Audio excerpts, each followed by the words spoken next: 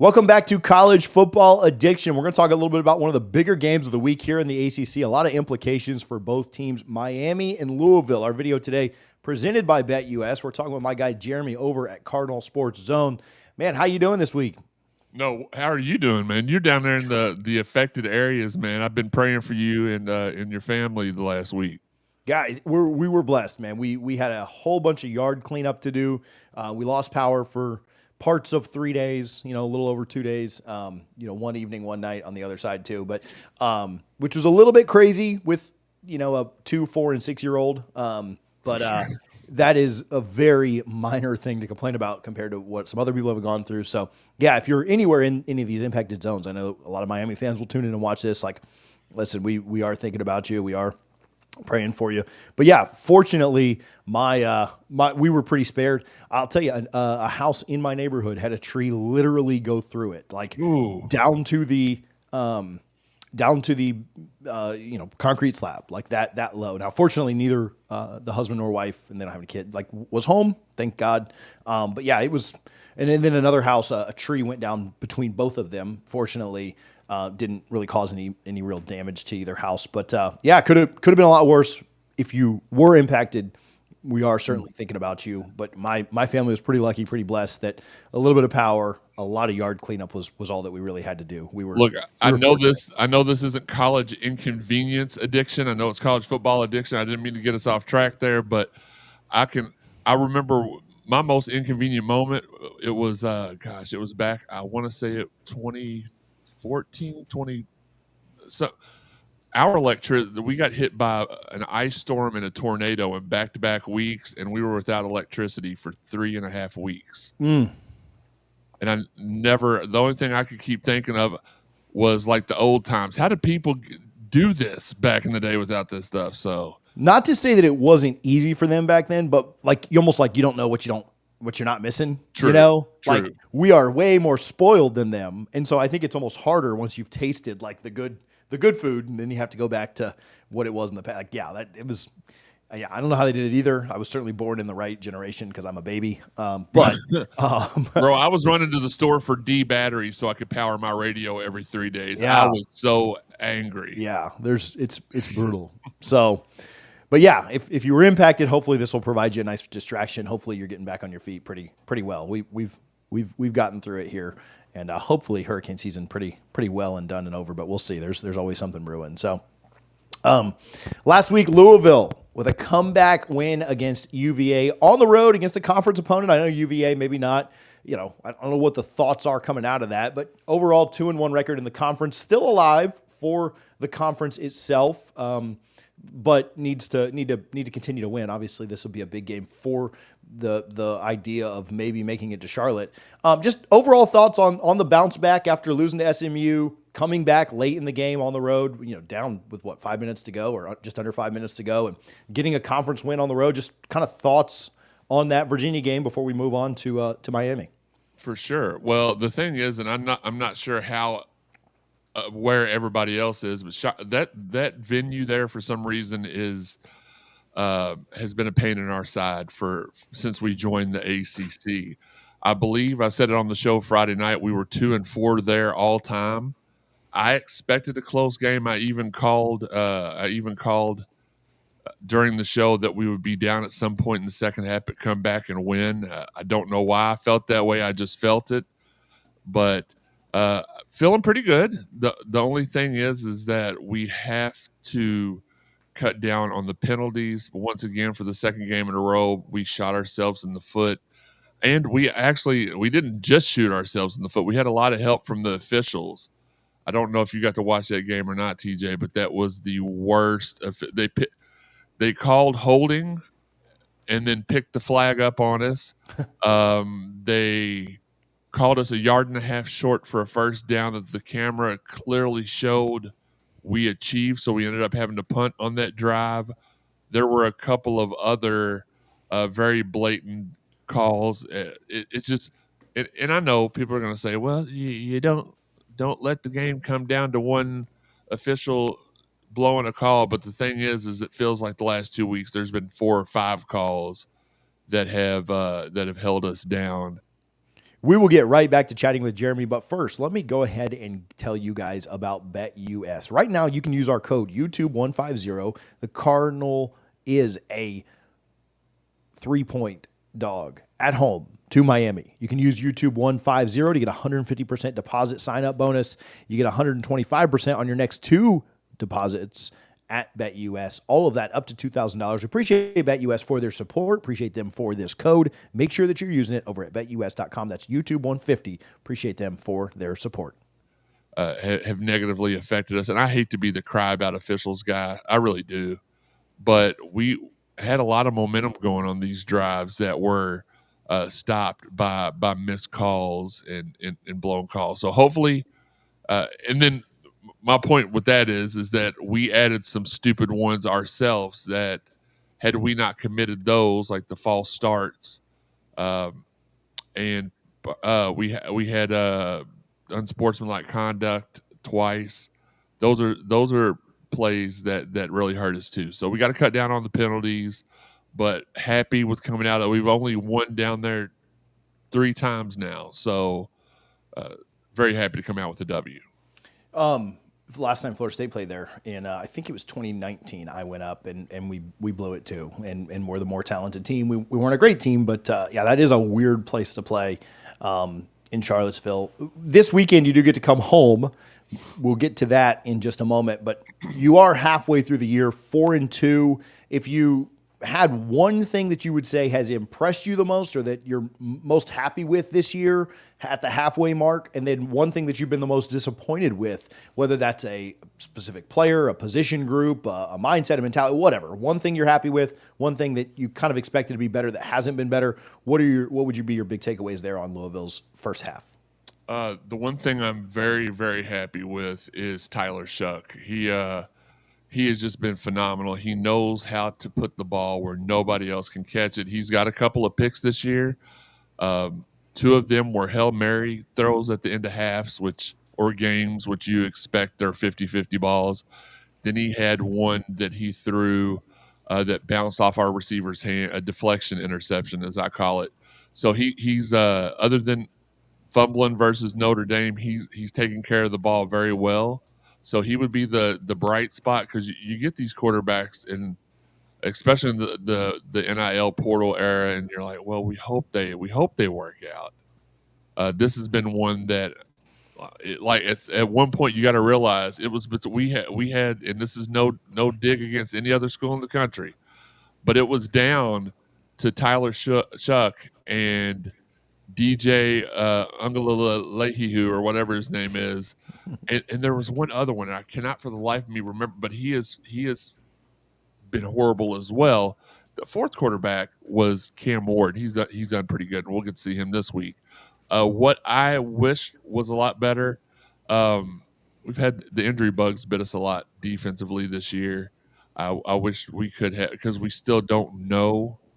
We didn't get Quincy Riley out there against SMU. He returned limited action against Virginia and played well while he was in there. No, he went out the Notre Dame game, and that game could have been differently if he played in the second half, or the entire second half.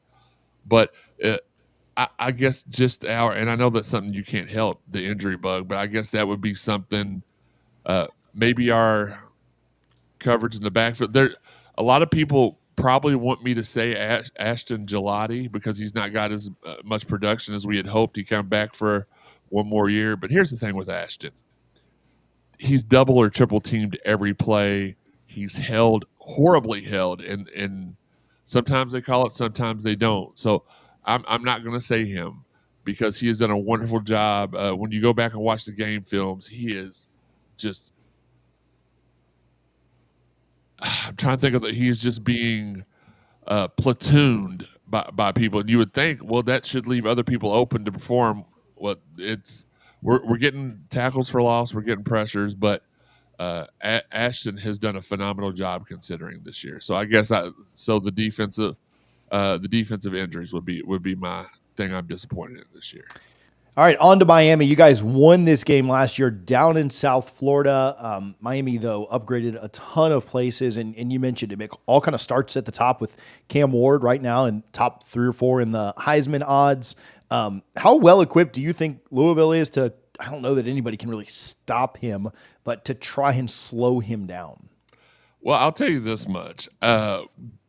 Just listening to the national narrative, I thought this guy was pretty. I hadn't done any deep diving into him. I was already afraid because we've had an issue with mobile quarterbacks. It doesn't look like he's rushed for a ton of yards this year, but this dude's averaging almost 400 yards a game passing. Um, very few turnovers. It's crazy. I do think we have the one defensive backfield that will give him issues. I just don't know. I just don't know if we have if we're going to be the one thing that has aggravated me the most this year is some games we look ready and some games we look like, well, we're just out there playing the game. We have to be focused for this game. We have to be ready. We can beat them, but it all starts at the top with shutting down Cam Ward, and just by looking at the. I will say this too. You look at their points per game. It's a lot. But then you go and you look at their schedule, and they've not really played a whole lot of people. They played Florida A&M, Ball State, South Florida, California, Virginia Tech, and some team named Florida. It's we're definitely better than any of those teams. Sure. But do I don't know. Again, Cam Ward is averaging, if I remember correctly, he's averaging about gosh, of course my screen would just go blank on me as it always does. Cam has only rushed for 161 yards this season. So I'm going to go ahead and straight up say he'll probably get that against us. And he will not get his average passing yards per game versus us. We'll allow him to, and I think that favors us if he's running more versus passing. Yeah, the other thing they've done really well is they're never out of a game, and I agree on their schedule. Miami they have taken care of business. Maybe outside of like these last two games against Virginia Tech and Cal, they certainly kind of gave teams that are just okay a chance to beat them. But they never quit. It's a testament. As much as even personally I may or may not like that program, as attested by the football that's right over my shoulder. Right, they don't quit, and that's a credit to them because a lot of I watched my teams quit. They are never out of a game. They never look rattled. They just kind of go about their business, and they may play poorly in the first half, but they absolutely bring it. Like, Louisville could go up by 21, and based on what we've seen the last couple of weeks, you're like, you still need to keep putting the gas on the pedal, and you need to extend that lead because no lead seems to be safe against them. Well, like we said, I think I misquoted. I said they were 6-0. They're 4-0. The ACC officials are 2-0.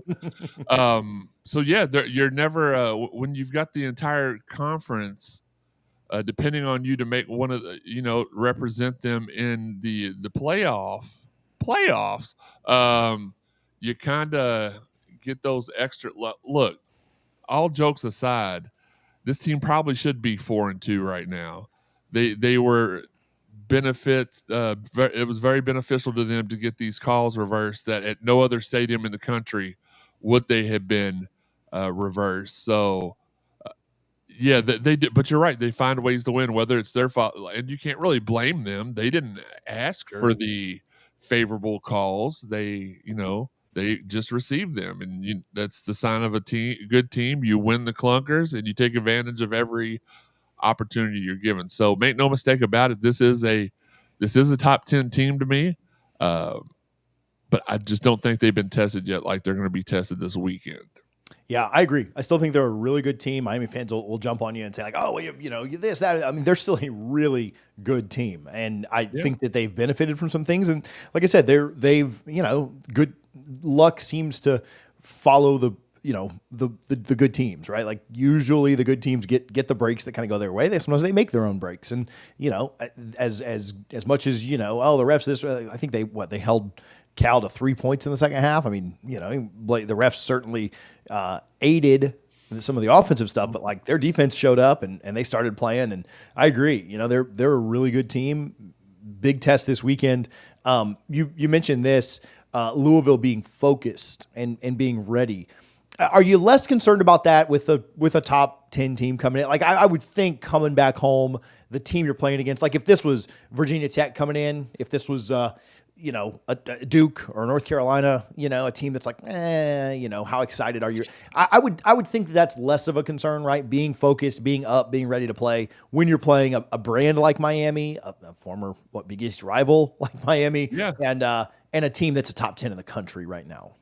absolutely. It's not like we're playing Florida A&M or Florida. This is Miami, and I know you'd appreciate the Florida digs. And I, They're in the pits like we are, so yeah, well, probably disinterested right now, as Herb Street said they were against us in the Sugar Bowl. Nevertheless, I'm never going to pass that opportunity to dig at either one of those. But yeah, this is I am less worried about focus or lack of focus, if you will. This is a team that you've got to come correct at every single drive. You cannot have a letdown. If you don't score, you've got to make sure they don't score. If they score, you got to make sure you do score. So yeah, absolutely not worried about being focused for this game. This is one of the two games that were circled. One of the three games that were circled at the beginning of the season, along with Notre Dame, which we played very well, and we lost that game. Notre Dame didn't win that game. Louisville lost that game. And then we have a trip to Death Valley, which we've never won at the end of the season. So yeah, focus should be at an all-time high. I expect to see the best game of the year from Louisville this Saturday. Miami's offense and defensive lines are both certainly a strength for them. They play well at times. Most games they've kind of dominated their opponents. Is one of those which matchup between Miami's offensive line and Louisville's D line, or Miami's D line and Louisville's O line? Like which matchup do you think Louisville has a better chance of coming out on top of? Man, you would put me on the spot there. Um, I I honestly, and you're going to be like, Jeremy, don't do this. But I think it's a push both ways. I like our offensive line against their defensive line, but I also like our defensive line versus their offensive line. So, but make no mistakes about it. That's not a knock on them. They're very solid. I just don't see much of a difference either way, honestly. Yeah. I was there in 2022 for the Friday night game against Florida State, obviously, and my one and only trip to Louisville. Honestly, a great atmosphere, a great crowd. They certainly get up. They certainly get pretty noisy. They get pretty going for these big games. And I've never been there for a little game. I'm not saying they don't get up for those, but they've even what the Virginia Drones even said that it was the craziest place that he played last year, and he went to a kickoff at Doak, which Florida State fans kind of scoffed at and said, well, you were down like 20 points in the first quarter. Of course, that crowd had kind of jumped out of it, but an atmosphere, a crowd that I think in the ACC is, stacked up against most of them, right? Florida State, Clemson, maybe kind of, a tier above everybody, but then past that, Louisville certainly gets after it. How much of a factor do you think that could play into the way that this game goes down? Well, unfortunately, TJ, it's a noon game, which means half of our crowd will probably be passed out in the parking lot tailgating. I'm not really sure how. No, I'm just kidding. Man, I remember a noon game in 2016 that y'all had no problem getting up there for. Like, I think I felt that stadium shaking from Tampa. So, yeah, I don't discredit the Louisville noon crowd. But if you remember that game, though, it was about halfway through the first quarter before everybody got in. Yeah, we were only down 10-7 when everybody got in. And then I think that, final score was like 96 to 6. We had lost. I think it was 196 to 6, but you're close. But no, all jokes aside, when we hear the game times here in Louisville, that's what time we think we're supposed to start heading for the gates. So, because one thing we do very well here in Louisville is tailgate. Oh yeah, and drink. So for those that are light drinkers, it's not a very good thing to be here for a noon game, because you're going to be setting up at about 6:30 a.m. and you're going to be asleep on the ground by about 10:30, 10:45. Haven't gotten that second wind yet. No.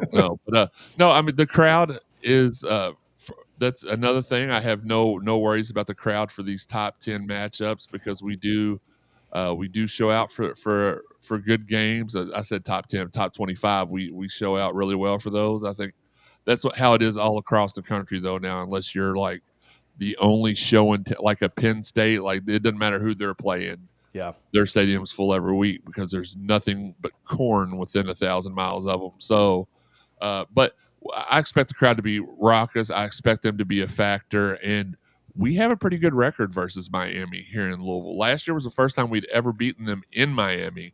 I believe I've not looked it up, but I'm pretty sure we have a winning record here. I think it's like 3-1 or 4-2 versus Miami here at L&N Cardinal Stadium. You mentioned that around Happy Valley, there's nothing but corn. I suppose the same could be said about Louisville, just kind of in a different form, a more processed corn that has taken a different form at some point, which maybe contributes to some of that pregame atmosphere that I enjoyed very, very much so in 2022. So it's early in the week. We are doing this on a Monday afternoon, so I won't hold you to anything real tight. And I know you'll do this a little bit deeper as the week goes over on Cardinal Sports Zone. Where are you leaning in this? I mean, I know it's early for a prediction, but how do you think this thing goes down? Man. I'm giving you a lot of outs there. You know, really it is Monday. are. If this was Friday, I would hold your feet to the fire a little bit more. Let's see. I just wanted to look this up before I misquoted. Let's see. Oh, 1, 2. We had won 2 straight against them at home since the ACC era. Is what I'm counting. I'm not counting back when Louisville was like the Prairie View A&M and everybody scheduled and beat the dog snot out of them. I think that this is going to be our toughest game of the year, especially if we are battling them and the officials like we have seemed. And that's not even a Miami joke. If you go back and watch the last couple games, it has almost been embarrassing how the referees have went at home and away. So I'll take that out. Again, I hate to be official cry guy, so I'll try to take that out of it. Right now, I'll be honest with you. I'm not leaning either way because I know how we play against them here at home. I know they're only favored by a field goal, depending on where you look. And I know that if we can force him to run the ball, we should have the edge. If he's successful in passing, they'll have the edge. So right now, I know it seems like a cop out, but I don't have a prediction either way as of right now. Well, I know you'll get that as the week goes on. Where can people follow you? Where can they get more of your content, more of your info and news and updates on Louisville? Absolutely. CardinalSportsZone.com. That's the website you can go to. And every Friday night at 10:05 p.m., we go live to preview the next day's opponent. And then on Sundays at 1 p.m., we talk about the aftermath and what we got coming up for all sports during the week. And you can find that at our YouTube channel, which is just Cardinal Sports Zone. Awesome, man. Well, good luck this weekend. I appreciate you a ton for hanging out with us. Anytime, man. You know I'm here for you. I appreciate you. And glad you're okay. Thanks, buddy. Yeah, again, our thoughts and prayers for everybody impacted by the storm. Appreciate BetUS for their support. Guys, go check out CardinalSportsZone.com and get more of Jeremy's content. Thank you guys for tuning in.